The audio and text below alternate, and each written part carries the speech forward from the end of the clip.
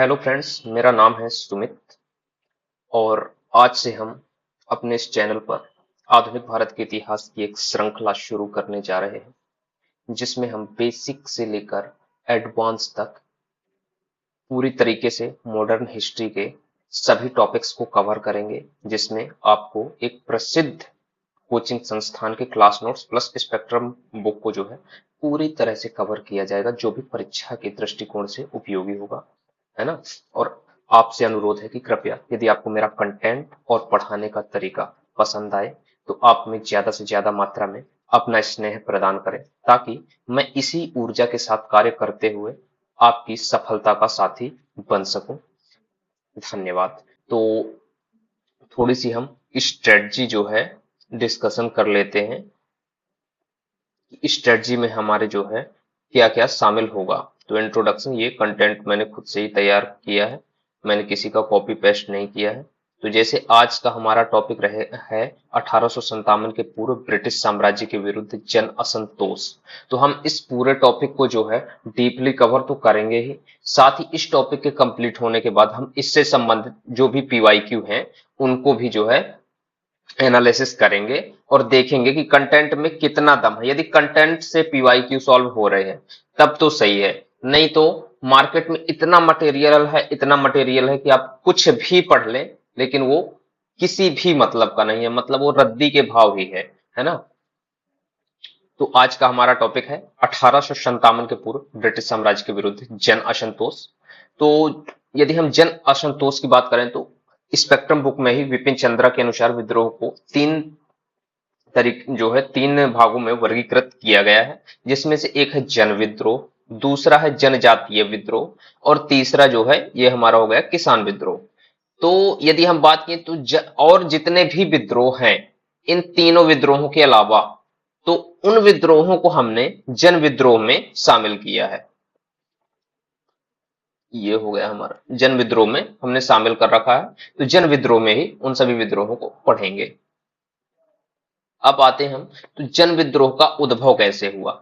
तो उद्भव की यदि हम बात करें तो वर्ल्ड हिस्ट्री में एक कॉन्सेप्ट हमने पढ़ा था, कारण कार्य संबंधों का अध्ययन, कि किसी भी कार्य के लिए कोई ना कोई कारण जरूरी होता है, उस कारण के बाद ही उस कार्य जो है वो कार्य प्रतिक्रिया के रूप में सामने आता है।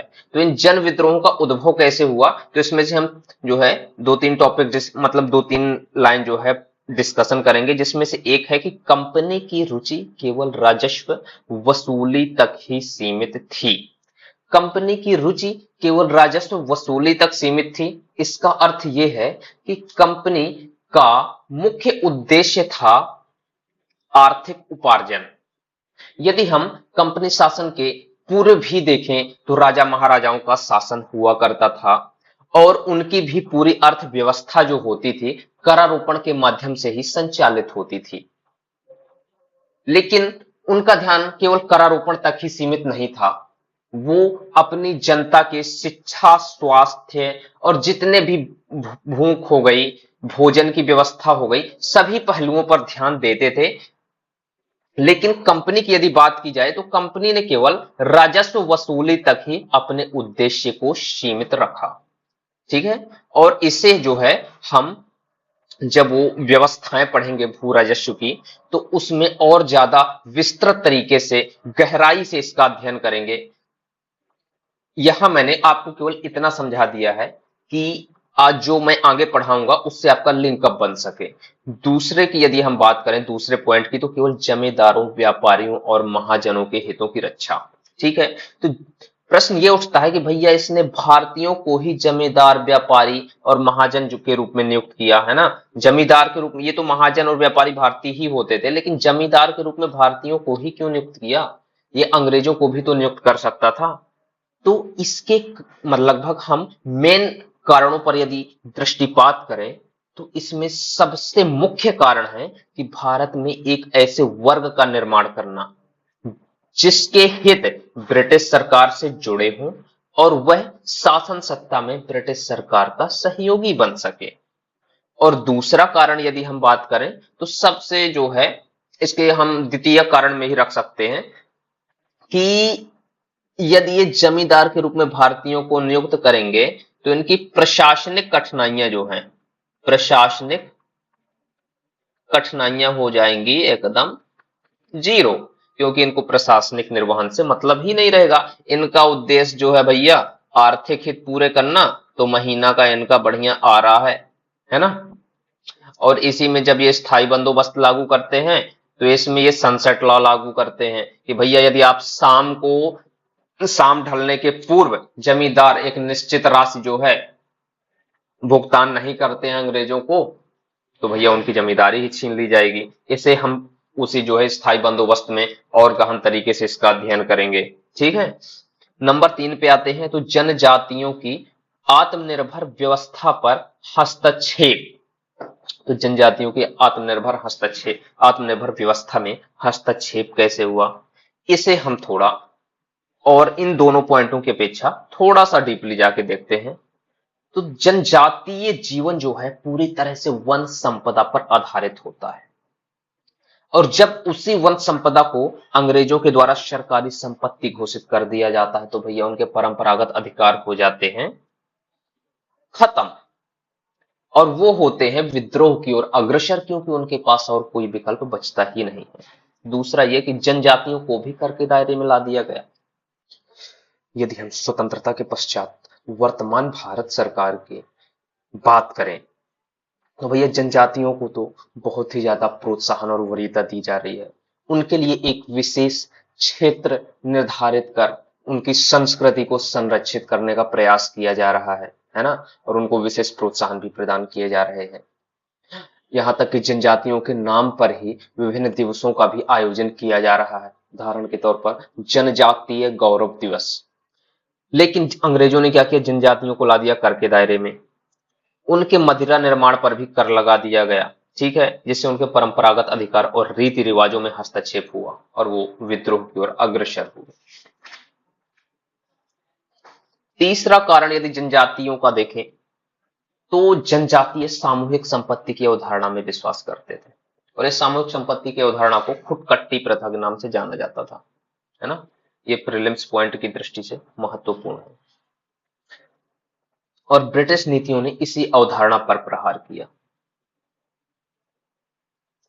तो फिर एक कारण बन गया कि जनजातियों का विद्रोह की ओर अग्रसर होने का। और तीसरा ये कि ब्रिटिशर्स ने अपनी नीतियों का विस्तार जनजातीय क्षेत्रों तक भी किया, जैसे पुलिस थानों का निर्माण, रेलवे लाइन का निर्माण। तो और दूसरा उनसे बेगारी भी कराई गई। तो ये भी एक कारण है ना। तो ये 3 कारणों का हमने उद्भव के रूप में डिस्कशन कर लिया। अब हम अपनी अगले उस पे आते हैं कि जन विद्रोह के जिम्मेदार कारक कौन से थे। तो ये तो औपनिवेशिक भू राजस्व व्यवस्था जो है, ये मैंने आपको जो है शुरुआत थोड़ा सा ऊपर बता दिया है। और औपनिवेशिक भू राजस्व व्यवस्था तो आपने पढ़ा ही होगा, मतलब ये हम जब भू राजस्व व्यवस्था देखेंगे तो उसको विस्तृत अध्ययन करेंगे। लेकिन यहाँ पे मैं आपको बता देता हूँ कि अंग्रेजों ने 3 स्थायी बंदोबस्त और महालवाड़ी बंदोबस्त और रैयत बंदोबस्त 3 भू राजस्व व्यवस्थाएं लागू की थी। और इन सभी व्यवस्थाओं में केवल एक ही पॉइंट कॉमन था कि भारतीयों का आर्थिक शोषण और अपने आर्थिक हितों की पूर्ति। तो ये एक पॉइंट हो गया। दूसरा, मध्यवर्ती राजस्व संग्रहणकर्ता। मध्यवर्ती राजस्व संग्रहणकर्ता कौन, यही जमींदार, महालवाड़। तो ये हो गए मध्यवर्ती राजस्व संग्रहणकर्ता। और जब हम मध्यवर्ती राजस्व संग्रहणकर्ता के रूप में भारतीयों को नियुक्त किए अंग्रेजों ने, तो क्या हुआ कि इन जमींदारों ने जो है भैया, जब अंग्रेज जमींदारों से डिमांड करेंगे कि हमें इतना चाहिए ही चाहिए, 100 रुपए तुम चाहे कहीं से भी ला के दो, तो जमींदारों ने 120 रुपए किसानों से वसूली की। और जब अंग्रेजों की डिमांड बढ़ गई कि अब हमें 120 रुपए चाहिए, तो 140 रुपए उन्होंने किसानों से डिमांड की, और नहीं दे पाने पर उनकी भूमि छीन ली जाती थी। तो एक कारण यह भी था। तीसरा कारण यदि हम बात करें तो भारत को जो है कच्चे माल का निर्यातक और ब्रिटेन निर्मित तैयार माल के एक बाजार के रूप तक ही सीमित रख दिया गया। अब किसानों से केवल उन्हीं वस्तुओं की खेती कराई जाने लगी जो कच्चे माल के रूप में ब्रिटेन के लिए जरूरी थी, ब्रिटेन के उद्योगों के लिए जरूरी थी। और जब ब्रिटेन के उद्योगों में वस्तुओं का निर्माण हुआ, तो भैया हमारे भारतीय तो हस्तशिल्प उद्योग हुआ करते थे। ये चौथे पॉइंट पर आप ध्यान दीजिएगा, ये चौथा ही मैं उससे लिंक कर रहा हूं। तो हमारे भारत में तो हस्तशिल्प उद्योग हुआ करते थे। तो जो हस्तशिल्प उद्योग थे, तो मशीन निर्मित सामान की जो है से प्रतिस्पर्धा नहीं कर सके, है ना। अब जब प्रतिस्पर्धा नहीं कर सके, और दूसरी बात ये कि वो मशीन निर्मित तैयार माल जो होता था बहुत सस्ता होता था, तो इस वजह से हमारे स्वदेशी उद्योगों का पतन हुआ। और स्वदेशी उद्योगों के पतन का एक बड़ा कारण यह है कि हमारे राजा महाराजा ही इन स्वदेशी उद्योगों के संरक्षक हुआ करते थे।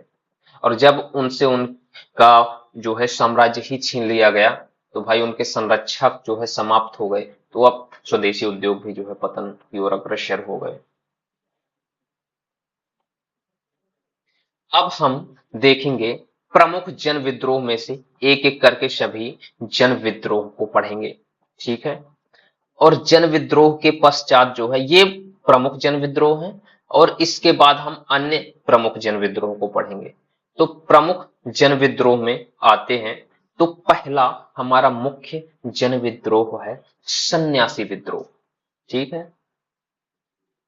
एक मिनट, यहाँ पे मैं जो है लिखता भी चलता हूं, जो प्रीलिम्स के दृष्टिकोण से महत्वपूर्ण होंगे तो आप उनको पॉइंट आउट करते जाइएगा। सॉरी,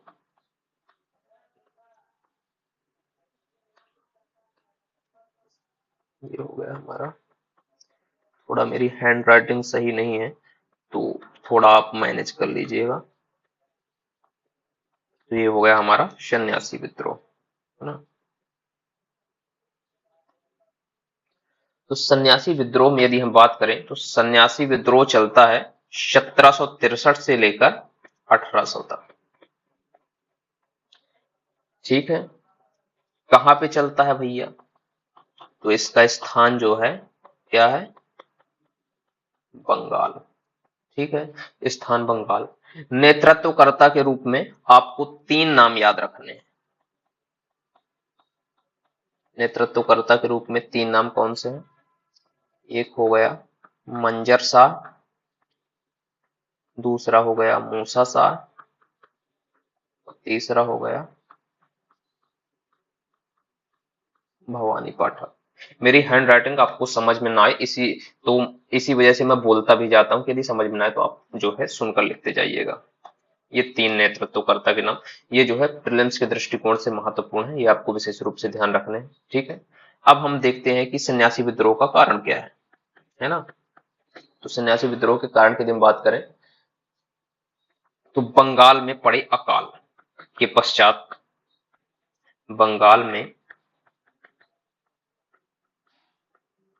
पड़े अकाल के पश्चात होती है भैया खाद्यान्न की कमी, खाद्यान्न की कमी, और जिससे हमारे किसान हो जाते हैं असंतुष्ट। तो प्रश्न ये उठता है कि अकाल पड़ा तो किसान असंतुष्ट अंग्रेजों से क्यों हुए। तो मैं आपको बताता हूं कि अंग्रेजों से पहले जितने भी अकालों की आवृत्ति जो है काफी कम हुआ करती थी, और जो भी अकाल पड़ते थे वो प्राकृतिक कारणों से पड़ते थे। लेकिन जैसे ही अंग्रेज आए, तो आवृत्ति भी बढ़ी, प्लस जो कारण हुआ करते थे वो मानव निर्मित, अंग्रेजों द्वारा ही निर्मित कारणों से जो है अकाल पड़े। इस वजह से किसान जो है असंतुष्ट हुए। अकाल पड़ने के कारणों पर यदि मैं आपको थोड़ा सा एक आपकी रूपरेखा के रूप में आपको प्रस्तुत कर रहा हूं, जिससे आपका लिंकअप बन सके, कि भैया उनको व्यापारिक फसलों के लिए अंग्रेजों ने किसानों को बाध्य किया, ठीक है। ये किसानों को बाध्य किया कि नहीं, अब आप करेंगे तो व्यापारिक फसलों का उत्पादन करेंगे। अब जब व्यापारिक फसलों का उत्पादन होने लगा, तो भैया खाद्यान्न फसलों की कमी आ गई।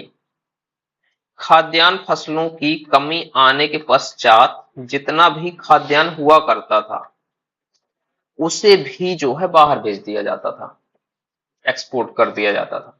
तो खाद्यान्न की और कमी आ गई, ठीक है। तो भैया अकाल नहीं पड़ेगा तो क्या पड़ेगा, अब आप ही बताइए। और दूसरा यदि हम बात करें, ये जो व्यापारिक फसलें हुआ करती थी, तो इन व्यापारिक फसलों में इनके दाम तो ऊंचे होते थे, लेकिन इसका फायदा किसानों को ना मिलकर यही मध्यवर्ती संस्थाएं ले जाती थी। यही मध्यवर्ती संस्थाएं, जो व्यापारी महाजन हुआ करते थे, यही उठाते थे।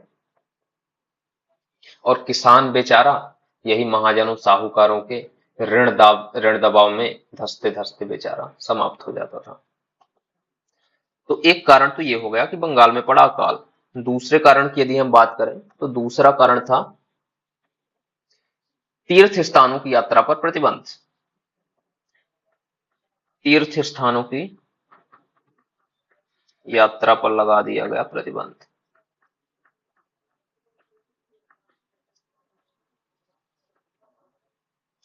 जिससे लोगों में हुआ असंतोष और ब्रिटिश व्यापारिक केंद्रों पर हमला कर दिया गया। अब सबसे महत्वपूर्ण दो पॉइंट मैं आपको फिर से बताता हूं कि इस विद्रोह में जो है ना, इस विद्रोह में हिंदू प्लस मुस्लिम दोनों शामिल थे, दोनों शामिल थे। और नंबर तीसरा,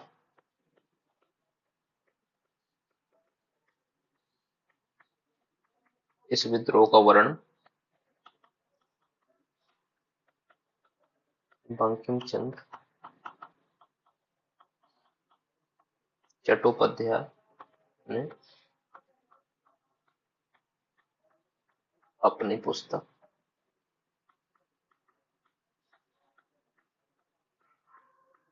आनंद मठ में किया।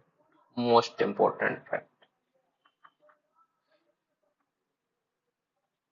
ठीक है। तो एक तो हमारा विद्रोह कवर हो गया, ठीक है। अब ये इसके बाद कौन सा विद्रोह आता है? इसके बाद अपना विद्रोह मोमारिया आता है, ये उतना खास नहीं है।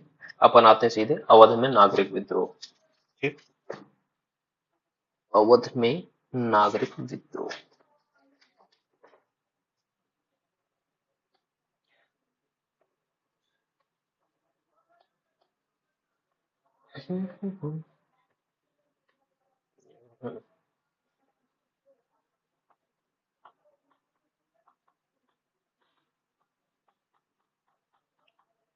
ये पेन मैं पहले यूज कर लेता तो आपको थोड़ा ज्यादा समझ में आती मेरी हैंडराइटिंग। चलिए खैर कोई बात नहीं। ये हो गया अवध में नागरिक विद्रोह। तो अब इसे देखते हैं। तो क्या हुआ कि वजीर अली खान, नाम है वजीर अली खान जो था, जब अपन अवध पढ़ेंगे तो इसे देखेंगे। ये था अवध का चौथा शासक, चौथा शासक। अवध के शासक को हम नवाब के नाम से जानते हैं, ठीक है। तो ये था चौथा नवाब, और ये बनता है अंग्रेजों की सहायता से, अंग्रेजों की मदद से, ठीक है, अंग्रेजों की मदद से। अब जब अंग्रेजों से इसके संबंध बिगड़ते हैं तो भैया वो तो इसके चाचा को बना देते हैं नवाब, जिसका नाम है Saadat Ali Khan second.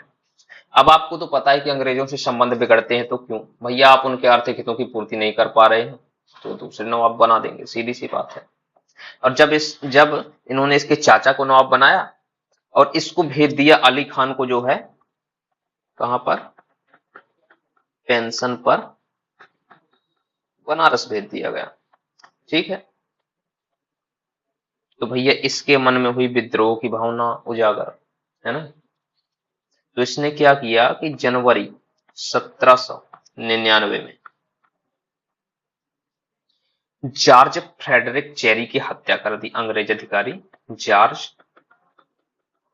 Frederick cherry की हत्या, ठीक है। और दो अन्य यूरोपियों की भी हत्या कर दी,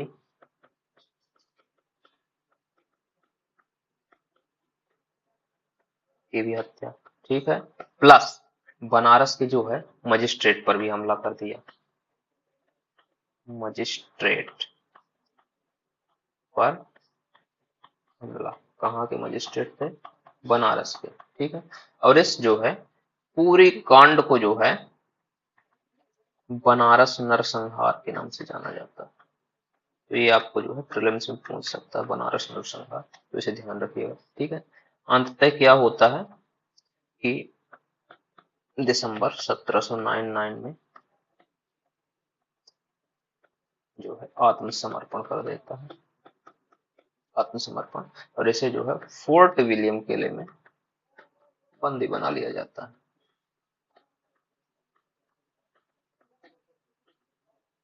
फोर्ट विलियम किले में बंदी बना लिया जाता है ना।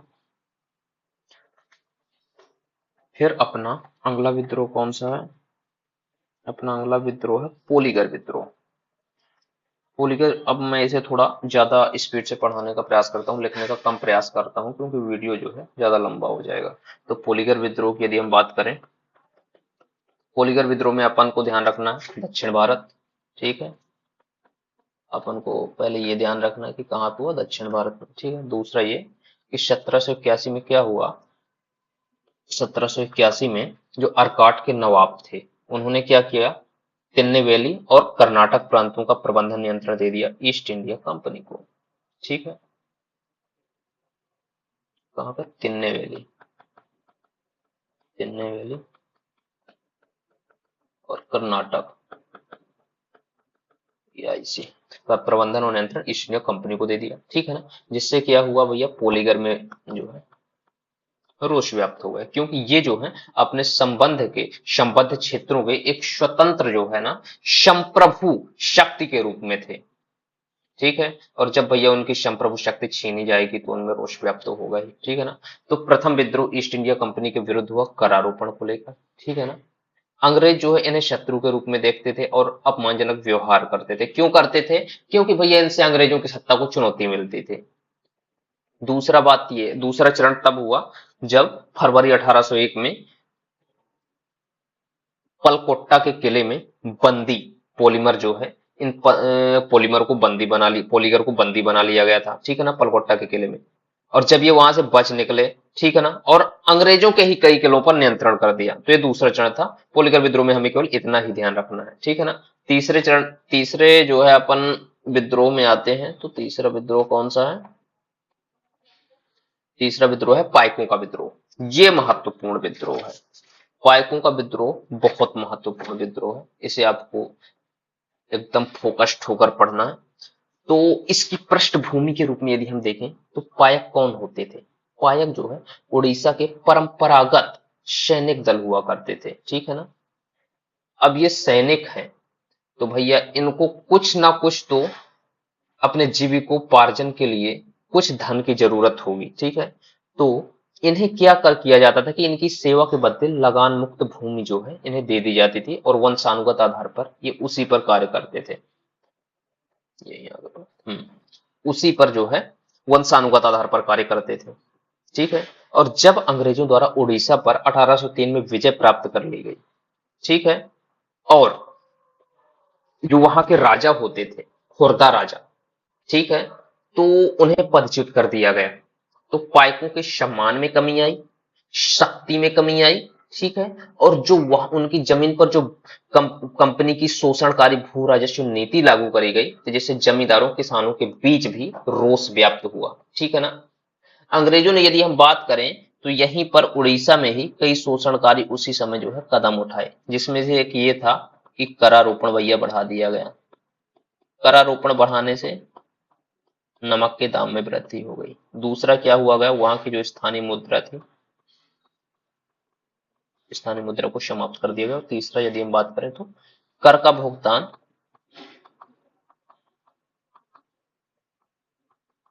चांदी में करने को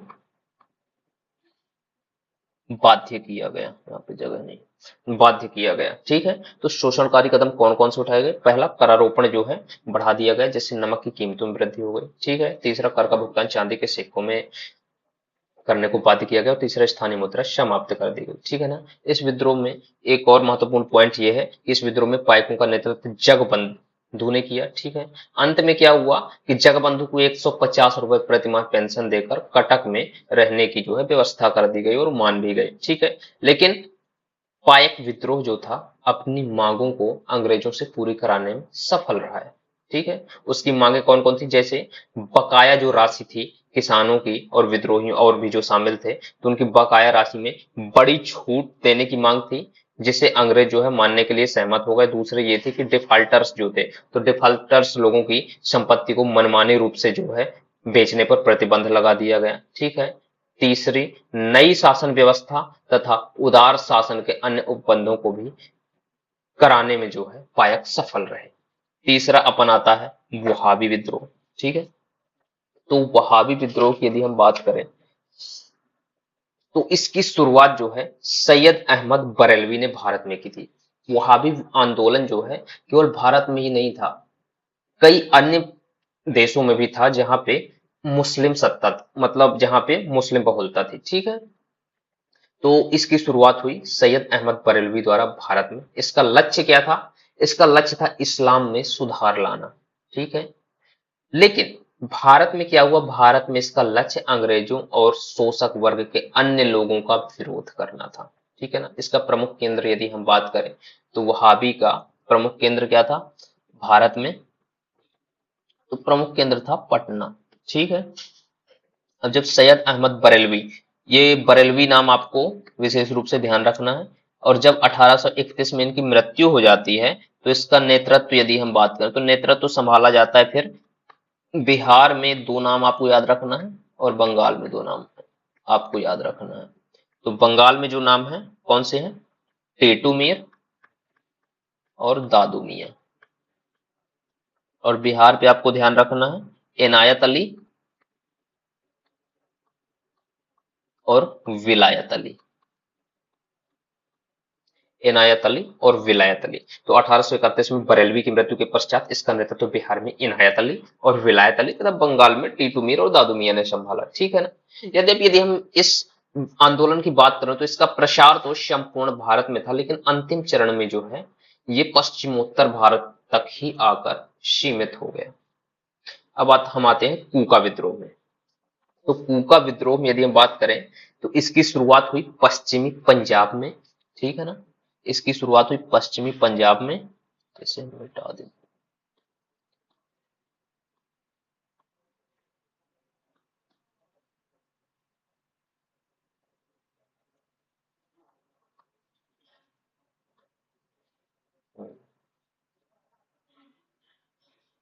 ठीक है। तो यहाँ पे मैं लिख देता हूँ शुरुआत पश्चिमी पंजाब में।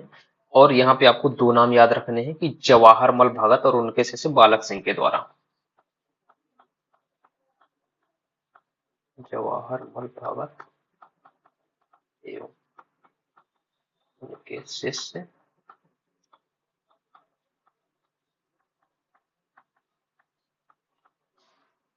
बालक सिंह के द्वारा शुरू की गई। ठीक है ना।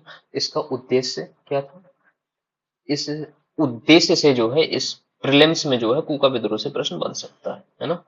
तो उद्देश्य आपको विशेष रूप से ध्यान रखना है कि इसका उद्देश्य था सिख धर्म में प्रचलित बुराइयों और अंधविश्वासों को दूर करना और सिख धर्म को शुद्ध करना। इसके ये तो प्रमुख उद्देश्य था। इसके अलावा अन्य उद्देश्य भी थे जिसमें थे जातीय भेदभाव का उन्मूलन। ठीक है। सिख समानता का अधिकार। ठीक है। मांस मदिरा नशीली वस्तुओं के सेवन से परहेज, अंतर जातीय विवाह को प्रोत्साहन और पर्दा प्रथा का विरोध। ठीक है। मतलब इसे हम जो है ना कूका विद्रोह को एक समाज सुधारक आंदोलन की श्रेणी में जो है रख सकते हैं। ठीक है। ये हो गया।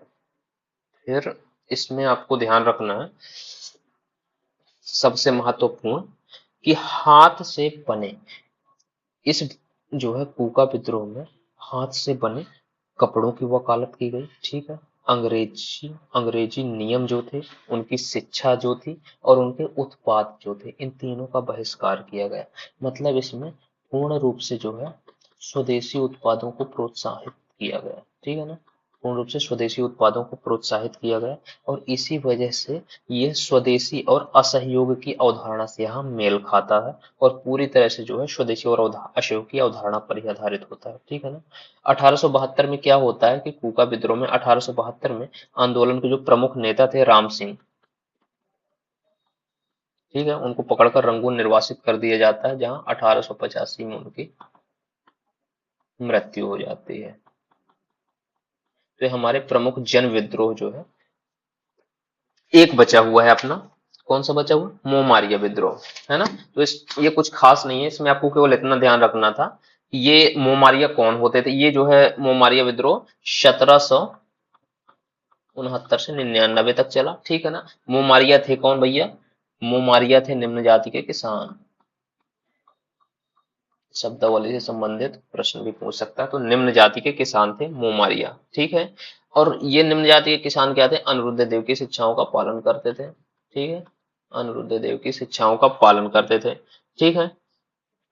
और जब इन्होंने विद्रोह किया तो अहोम राजाओं के लिए चुनौती हुई। क्यों अहोम राजाओं के लिए चुनौती, क्योंकि अहोम राजा जो थे ना, वो ब्रिटिशर्स से जो है सहायता प्राप्त करते थे। तो मतलब अहोम राजाओं को चुनौती प्लस अंग्रेजों को चुनौती, बस इतना ही विद्रोह आपको याद रखना है। और अन्य प्रमुख विद्रोह जो थे, अन्य प्रमुख विद्रोह में अपन क्या करेंगे, इसी तरह जो है जो जो महत्वपूर्ण फैक्ट हैं इनको पढ़ लेंगे और उसके बाद अपन अपने दूसरे चरण पे आएंगे। तो शुरुआत करते हैं मिदनापुर एवं धालधूम विद्रोह से। तो अंग्रेजों ने क्या किया कि 1760 में 1760 में मिदनापुर क्षेत्र पर कर लिया कब्जा, मिदनापुर पर कर लिया कब्जा, ठीक है ना। उस समय क्या था कि लगभग 3000 जमींदार और तालुकेदार थे, ठीक है। उस क्षेत्र पर लगभग 3000 जमींदार एवं तालुकेदार थे, जिनके रैयतों के साथ मधुर संबंध थे, ठीक है। और जब इस क्षेत्र में 1772 में नवीन भू राजस्व व्यवस्था, ठीक है ना, वारेन हेस्टिंग के समय में नवीन भू राजस्व या भू राजस्व के प्रयोग परीक्षण का दौर था, तो नवीन भू राजस्व व्यवस्था लागू की गई। तो बंसी टार्ट एक अंग्रेज अधिकारी था, उसके अनुसार क्या था कि जमींदार और अंग्रेज राजस्व संग्रहण अधिकारी जो होते थे, जमींदार अंग्रेज राजस्व संग्रहण अधिकारी और रैयतों के बीच संघर्ष की स्थिति में रैयतों का पक्ष लेते थे। इसी स्थिति में 1800 जब यही क्रम चलता रहा तो 1880 में जमींदारों को अंग्रेजों ने कर दिया बेदखल, और जब बेदखल कर दिया तो बस विद्रोह हो गया, है ना, अंग्रेजों के विरुद्ध विद्रोह। अब मिदनापुर और धालधूम विद्रोह में आपको प्रमुख नाम जो याद रख लेने हैं, तो विद्रोह के प्रमुख नेताओं के ये नाम आप लिख लीजिए। दामोदर सिंह,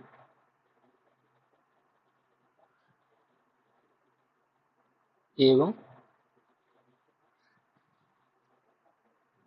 जगन्नाथ धाल। केवल आपको याद रखना है प्रमुख नेता दामोदर सिंह जगन्नाथ धाल, मिदनापुर क्षेत्र था, 1760 याद रख लेना है।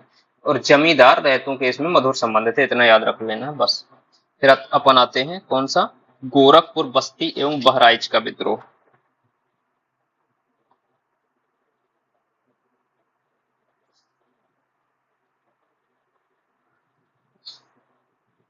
गोरखपुर बस्ती एवं बहराइच में जो नागरिक विद्रोह होता है, तो क्या हुआ कि वारेन हेस्टिंग ने क्या किया कि जब मराठाओं और मैसूर के बीच जो युद्ध खर्च हुआ था उसे अवध से वसूलने का उसने सोचा।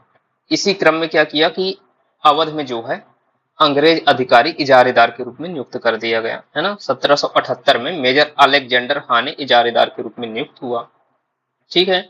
तो अपन को गोरखपुर बस्ती एवं बहराइच विद्रोह में 1778 ये नाम याद रख लेना। कौन इजारेदार के रूप में नियुक्त हुआ था, जो अंग्रेज अधिकारी था,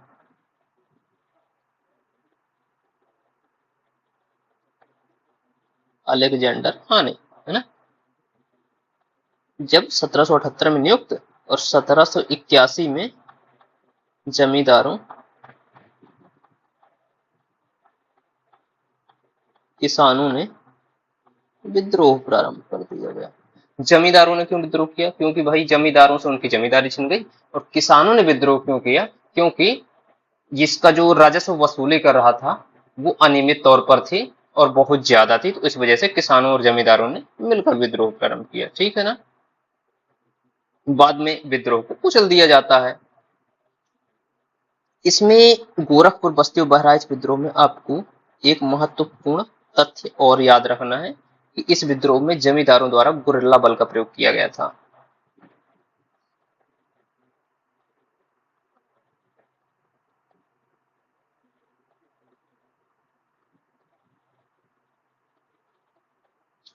मतलब ये कि 1778 में अलेक्जेंडर खान ने अंग्रेज अधिकारी जो था इजारेदार के रूप में नियुक्त 1781 में किसान और जमींदारों ने मिलकर विद्रोह किया। ठीक है, बाद में विद्रोह को कुचल दिया गया जमींदारों द्वारा गुरिल्ला बल का प्रयोग। ये 3-4 तथ्य जो है आपको याद रख लेने। फिर अपन आते हैं भिवानी विद्रोह में। तो भिवानी विद्रोह में कुछ याद नहीं रखना, ये ऐसे ही है। इसमें केवल आपको 1809 याद रख लेना है इसका समय, और दूसरा ये हरियाणा के जाटों द्वारा किया गया विद्रोह था। हरियाणा के जाटों के द्वारा किया गया विद्रोह। फिर अपन आते हैं हाथरस विद्रोह में, जो कि आज के वीडियो का अंतिम विद्रोह है।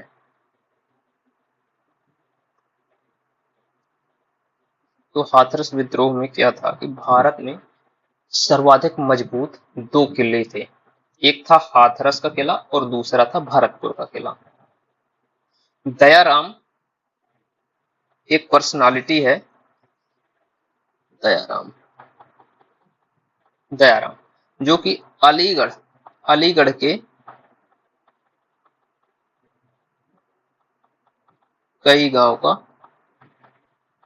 तालुकादार था, प्लस हाथरस के किले पर भी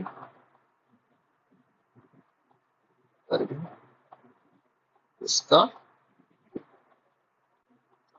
प्रबल आधार था। जब हाथरस स्टेट और का जो है जब दयाराम के साथ हाथरस स्टेट का निपटारा किया गया अंग्रेजों के मध्य, तो उसे जो है एक किसान के रूप में प्रस्तुत किया गया। ठीक है, जब किसान के रूप में प्रस्तुत किया गया तो लगातार बढ़ते ऊंचे राजस्व के कारण बकाया राशि चुकाने में असमर्थ दयाराम, ठीक है, होगा ही भैया असमर्थ जब उसके पास इनकम कम है और टैक्स ज्यादा लगाया जा रहा है, तो असमर्थ या असफल तो होना ही है। यही स्थिति हमारे भारतीय समाज के उस समय के किसानों की थी। और 1817 में कंपनी ने खुद विद्रोह कर दिया। 1817 में कंपनी ने खुद विद्रोह कर दिया।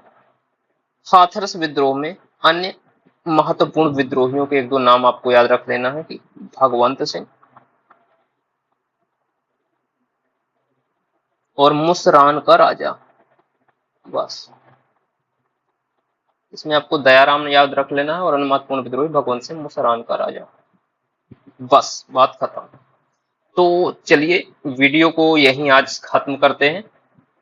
और यदि आपको हमारा वीडियो पसंद आया हो तो कृपया ज्यादा से ज्यादा मात्रा में हमें सपोर्ट करें, वीडियो को लाइक करें, चैनल को सब्सक्राइब करें।